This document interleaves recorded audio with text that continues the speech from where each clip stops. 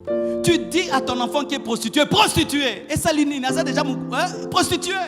Mais dis-la, servante de Dieu, ça ce n'est pas ta vie. Waouh! Là tu as parlé. Apprenez à parler. Dans le monde spirituel, quand tu cites un mot, tu attires l'esprit du mot. Je veux que je sois le pasteur des pasteurs. Deviens le pasteur de ta maison. Deviens le pasteur de ta famille. Arrête de me donner du travail. J'en ai déjà beaucoup.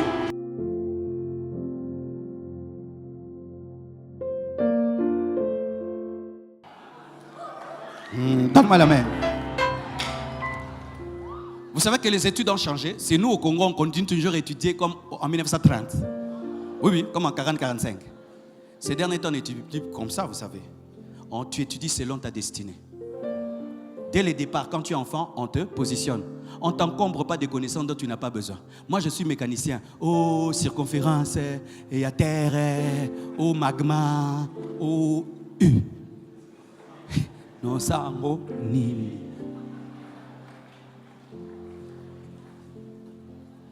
Alors, quelqu'un échoue dans de telles écoles où on lui enseigne tout, même ce dont il n'a pas besoin, et il échoue dans un domaine qui n'est pas son domaine, il est bête. Non! Il faut le canaliser. Il faut le canaliser. Je crois pour ma part qu'il n'y a pas d'homme bête. Mais il n'y a que des hommes qui étudient ce qu'ils ne doivent pas étudier. Comme moi là, tu veux me donner un cours. Enseigne-moi comment on parle. C'est ça mon domaine. Tu veux m'enseigner maintenant les comptabilités. Non, va enseigner ça aux diacres. Qu'eux puissent compter bien l'argent. Moi, apprends-moi comment on gère une église. Comment on fait grandir une église. Comment je peux avoir 10 000 membres, 1 million de membres. Là, je vais venir à l'école. Mais si tu m'enseignes la comptabilité, j'échoue. Je ne suis pas bête. Je suis numéro 9. Tu veux m'apprendre à être gardien de but. Vous qui avez arrêté les études parce qu'on vous a dit que vous êtes bête. Vous n'êtes pas bête. Recherchez ce que vous aimez, ce que vous savez faire. Allez étudier cela et éclairez le monde. Le monde, c'est pour les spécialistes. Dieu ne crée pas des généralistes.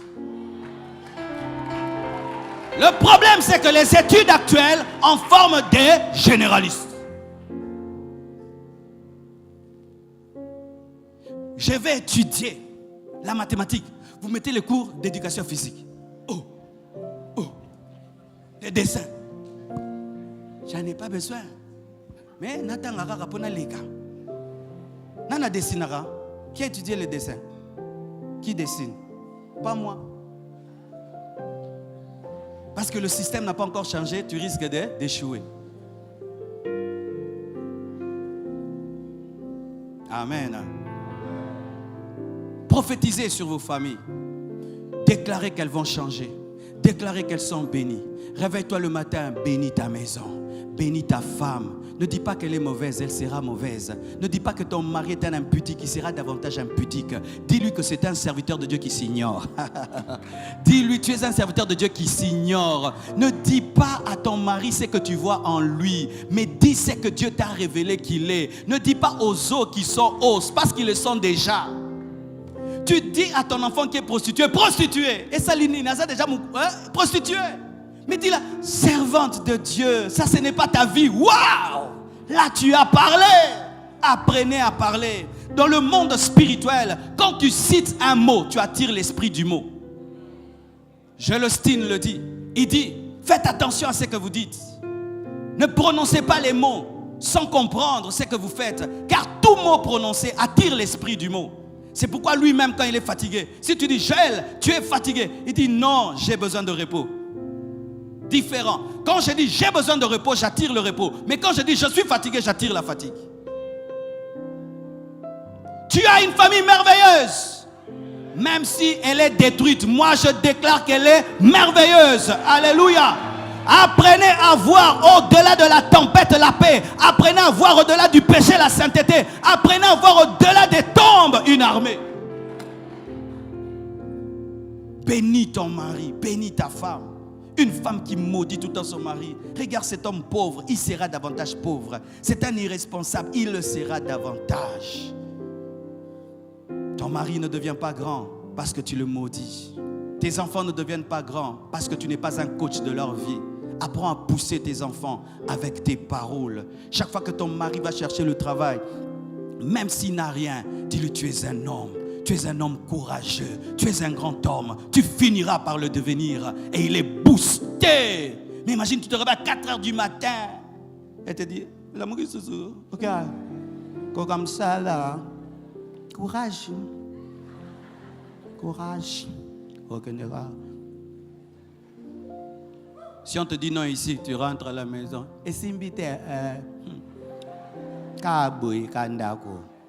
mais si tu vaillant guerrier, vas-y. On va t'engager. Je prie pour toi pendant que tu restes je suis à la maison. Dieu est avec toi. Il va à Tigo, on ne l'engage pas. Il va à Vodacom, on ne l'engage pas. Il va à la banque, on ne l'engage pas. Et jusqu'à ce qu'il trouvera. Et si même il ne trouve pas, il est courageux de revenir. Comment c'était? Mais ils n'ont pas compris mon CV. Hein? Non, c'est parce qu'ils ne comprennent pas ton niveau. Oh, donne-moi la main. Jamais je n'insulterai mes enfants. Jamais je ne découragerai mes enfants. Jamais. J'ai changé les points de mes enfants avec mes paroles. Ma fille échoue en mathématiques, mes frères. 4 sur 10, 3 sur 10.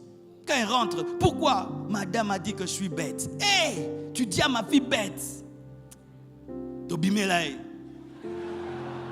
Expliquez nga bota bête. Que ce soit la dernière fois que tu dis ça à notre fille. Elle est très intelligente, mais toi tu es méchante. Et puis on ramène l'enfant. Ne dis jamais que tu es bête. Tu es très intelligente. Sois concentré. Travaille. 6 sur 10. Après 7, 8, 9. Elle a passé des classes. La bouche. Mais un professeur dit à ton enfant, tu es bête. Et quand il vient, gogo bête. Nandambwe tiralaki. Prophétisez sur vos enfants. Prophétisez sur vos familles. Prophétisez sur vos parents. Prophétisez sur vos frères et sur vos sœurs. Parlez des bonnes choses. Alléluia. Deuxième, chasser les puissances des ténèbres. Gédéon a détruit l'autel de Baal. Mais vous savez que derrière chaque autel, il y a quoi? Il y a un démon. Il a chassé l'esprit de Baal de la maison de son père. Vous avez l'autorité, mes frères, de marcher sur les scorpions, sur les serpents, sur toute la puissance de l'ennemi, et rien ne pourra vous nuire. Jésus-Christ a dit, voici les signes qui accompagneront ceux qui auront cru. À mon nom, ils chasseront les démons. Et les démons ont été dépouillés à la croix. Jésus les a dépouillés à la croix. Tout chrétien a le pouvoir de chasser les démons. Même un bébé spirituel qui se convertit aujourd'hui a la capacité de chasser le diable en personne. Chasser les démons. Tu sens des présences des ténèbres dans ta maison. Lève-toi, chasse-les, détruis-les, chasse-les, brûle-les. Surtout, vous qui sentez des présences démoniaques chez vous. Ici, quand tu pries, tu te sens bien. Il suffit que tu rentres à la maison. Tu sens des attaques de maladie. Tu sens les gens se chamaillent. Il y a une lourdeur. Il y a une pesanteur. Prie. Mais le problème souvent, vous chassez les démons beaucoup à l'église, mais pas dans vos maisons. Là où il y a les démons, vous ne chassez pas. Mais là où il n'y en a pas, vous chassez. Ici, il y a plein d'anges. Mais c'est ici que tu vas mitrailler. Nazotindiga, nazotinda, matetumba, wapi, wapenza gloire en Zambie. Mais chez toi où il y a des démons, quand tu arrives, je te confie cette nuit. Amen. Là où il y a les démons, je te confie cette nuit. Ici, il n'y a pas de démons. C'est ici que tu pries là-bas. Fais ça là-bas. Priez chez vous. Chassez les démons chez vous. Même si ce sont des maisons où la nuit, on entend qu'il y a des fourchettes et des gens qui parlent, des assiettes qui bougent. Réveille-toi. Va dans votre salle à manger. Où les assiettes bougent. Et les gens parlent la nuit. Et tu te tiens devant la salle à manger. Au nom de Jésus. Tout esprit qui parle dans cette maison. Assiette, calme-toi. Ne m'appelle pas. Pasteur. Oui. Ah ouais. Mais le mot m'appelle sur le bas. Pourquoi tu parles lentement? Tu n'as pas que les démons t'entendent. Hein? Les chrétiens, vous êtes terribles. Est-ce que tu peux venir? les chasser. Je vais te donner une bonne nouvelle. Je ne viens jamais. Moi, je ne viens pas. Je viens. Je ne viens pas. Tu sais pourquoi je ne viens pas? Est-ce que ton professeur de mathématiques t'a suivi quand tu avais examen au niveau de l'ONATRA?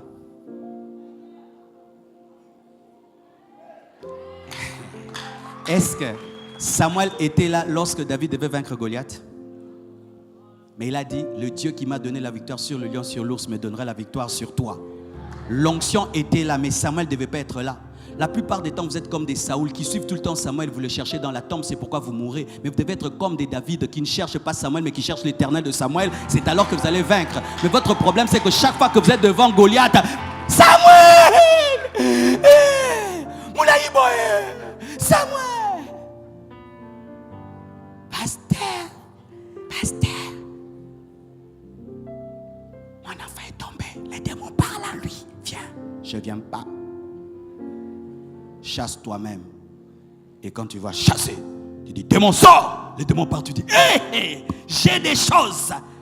Et tu vas commencer à dire, venez. Qu'est-ce qu'il y a? Attendez. Esprit, tu deviens le pasteur de votre maison. Je veux que je sois le pasteur des pasteurs. Deviens le pasteur de ta maison. Deviens le pasteur de ta famille. Arrête de me donner du travail. J'en ai déjà beaucoup. Arrêtez de m'amener du travail. Je suis surchargé. Surchargé, mes frères. Même prêcher comme ça, là, c'est un miracle.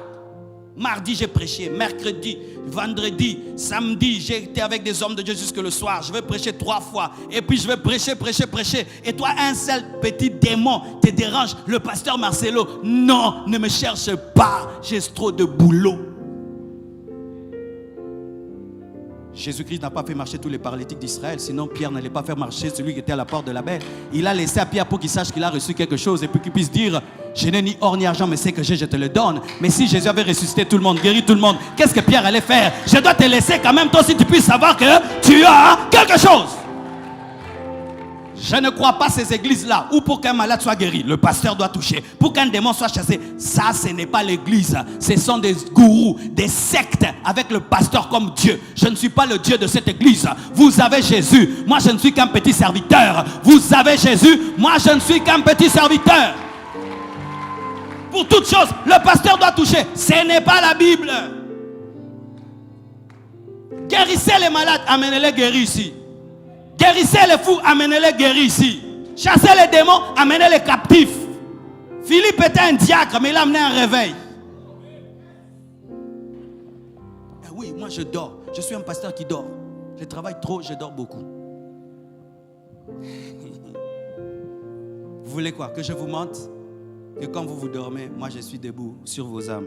Seigneur, au nom de Jésus, radar. Et faux. Faux des faux. Même Jésus dormait dans la barque. Est-ce que la terre était tombée?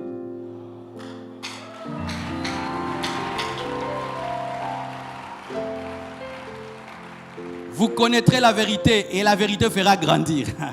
Vous connaîtrez la vérité vous affranchira, vous permettra d'opérer dans votre propre dimension. Car des fois vous laissez votre dimension au pasteur, alors que tous nous sommes des enfants de Dieu. Nous avons le même Saint-Esprit, nous avons la même onction.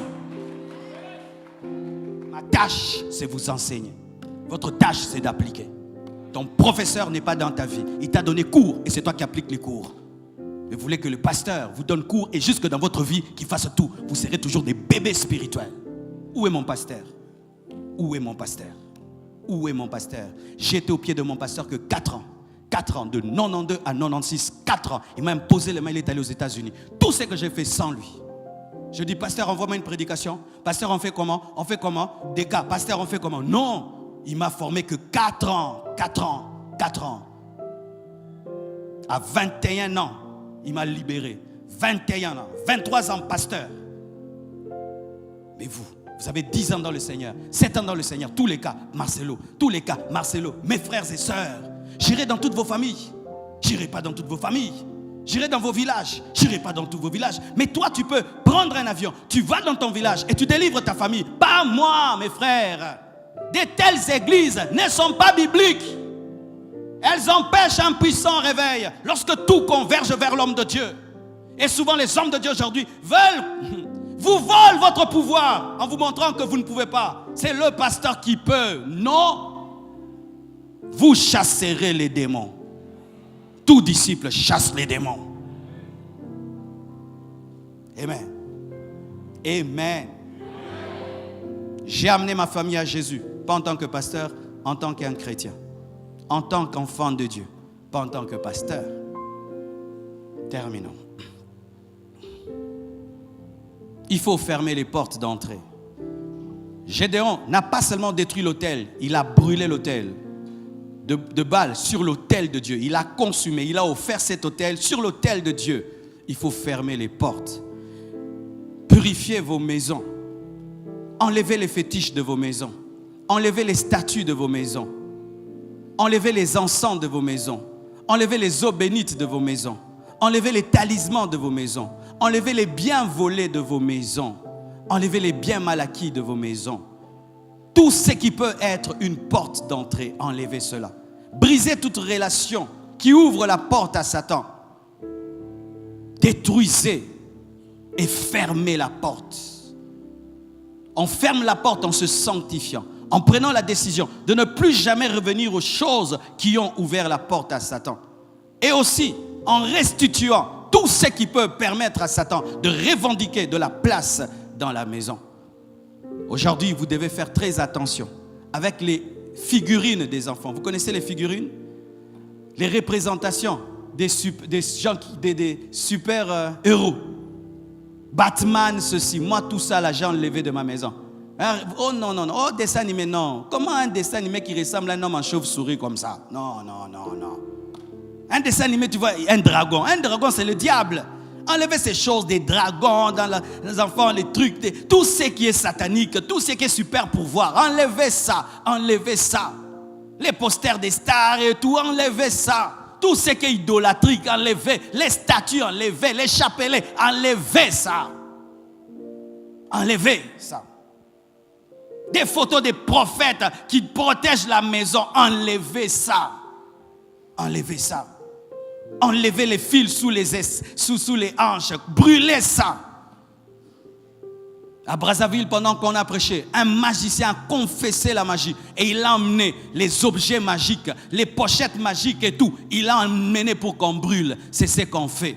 Enlevez toute photo bizarre, tout livre occulte. Brûlez ça. Brûlez ça. Tout bijou occulte et tout bijou que tu as eu dans le monde de ténèbres ou dans le vol ou dans la prostitution, enlève ça. Sanctifiez votre maison. Et pour terminer, établissez un culte, un autel à l'Éternel. Après avoir détruit l'autel de Baal, qu'est-ce qu'il a fait? Il a bâti l'autel de l'Éternel. Vous savez, les esprits ont besoin d'un lieu d'atterrissage. Lorsque quelqu'un entre dans la franc-maçonnerie, il doit avoir une loge dans sa maison. Il doit avoir un talisman. Il doit avoir quelque chose qui permet aux esprits d'atterrir. Et qu'est-ce qui permet aux anges d'atterrir dans votre maison? Au Saint-Esprit de se manifester. Nous, ce n'est pas une pièce. Nous, ce n'est pas une table, un hôtel physique. C'est la prière. Est-ce que dans ta maison, il y a un culte familial? Est-ce qu'il y a un temps où tu pries avec ton mari, ta femme et tes enfants? Les chrétiens ne prient plus ensemble. Ils peuvent regarder la télévision ensemble. Ils peuvent manger ensemble. Mais ils ne prient pas ensemble. Et vous vous privez la puissance de la prière, la puissance de l'unité. Lorsque je demande une chose à Dieu tout seul, Dieu me la donne lentement. Mais quand je la demande avec ma femme, Dieu me la donne rapidement. Je peux prier tout seul longtemps, Dieu m'entend lentement. Mais je peux prier avec elle peu de temps, mais Dieu m'exauce rapidement. La puissance de deux. Deux poursuivent plus que un. Et si vous n'êtes pas des parents, vous êtes des enfants, priez à deux si vous êtes des chrétiens. Mais le problème encore avec les noms des églises, si toi tu es de l'église Compassion, l'autre de l'église Bethel, l'autre de l'église Philadelphie, vous êtes dans une même maison, vous ne priez pas ensemble. Mon Jésus, le Jésus de la Compassion. Oh, le Jésus de la Compassion, c'est le Jésus de Bethel, c'est le Jésus de Philadelphie. C'est le Jésus de Chapelle de Vainqueur. Non, non, notre Dieu est en couleur. Vous êtes dans des compétitions des pasteurs. Chez nous, c'est plus que chez vous. Est-ce que pasteur Bina voyagera? Ah, nanote, bossa makasi. Bino botongi, nante, ngande fanchelo maboko. Oui, vous avez ces orgueils-là. Vous avez un esprit de compétition comme des partis politiques. Mais oui. Vous priez dans des mêmes maisons. Chacun a son église. Mais vous avez le même Jésus. Vous avez le même Jésus. Ne laissez pas les noms des églises vous séparer. Ne laissez pas les pasteurs vous séparer. Amen. Hein? Ne nous laissez pas vous séparer. Vous êtes des enfants de Dieu. Lorsque vous irez au ciel, il n'y aura pas le ciel de Bethel, le ciel de la compassion, le ciel de Philadelphie, le ciel de Chapelle de Vainqueurs. C'est le même ciel. C'est le même Saint-Esprit. Faites très attention. Et ça fait quoi? Cette division des églises vous empêche d'être puissant dans vos maisons. Chacun prie dans son coin et chacun dans son coin. Alors que vous pouvez vous mettre ensemble et prier. Quoi que soient vos églises, vous avez le même Jésus. Vous ne faites pas.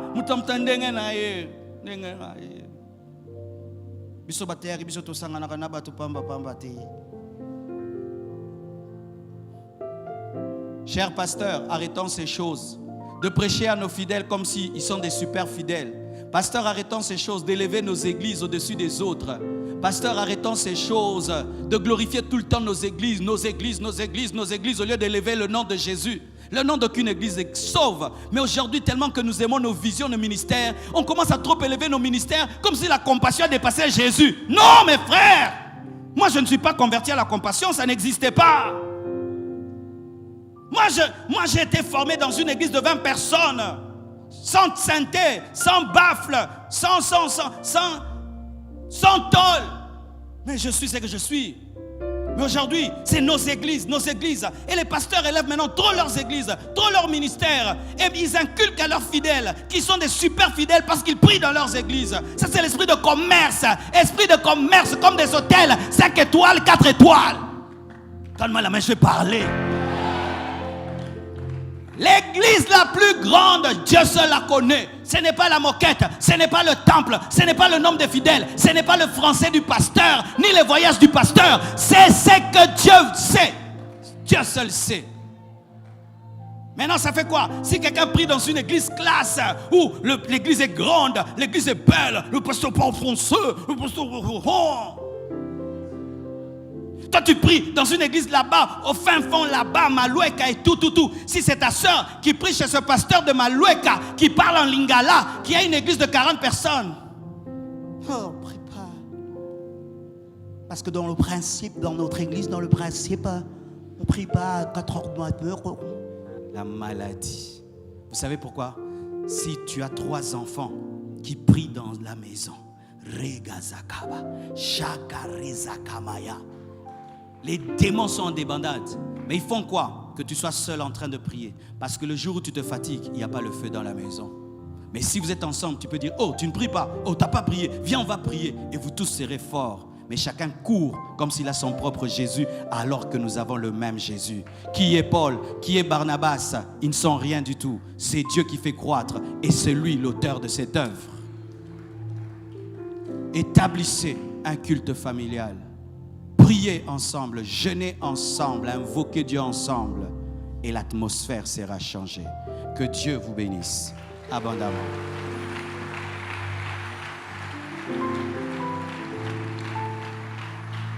Oh, tenons-nous debout, prions le Seigneur.